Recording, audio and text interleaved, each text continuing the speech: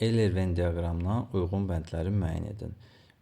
Gülüstan müqaviləsi, 2-də Türkmənçay müqaviləsi, 3-də isə Ədirnə sülhü verilib, 4-də isə hər birinə aid ümumi bir cəhət istəyir bizdən.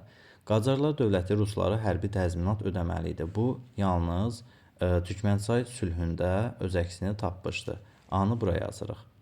Çar 1-ci Aleksandrın hakimiyyət dövründə imzalanmışdır. Çar 1-ci Aleksandr 1801-25-ci illərdə Rusiyanı idarə eləyibdir. Ona görə də bu Gülüstan sülhünə düşür 1813-cü illə.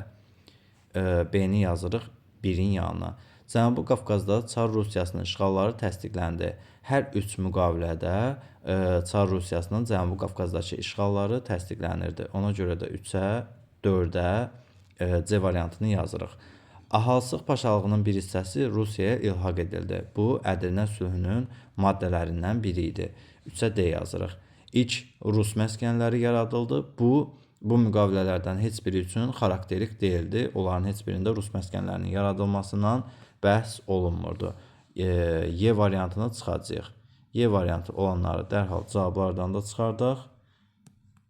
İndi isə varianta baxaq. 1-ə B, 2-yə A, 3-ə D, 4-də isə C variantı düzgün cavab olaraq qalır. Düzgün cavabımız budur.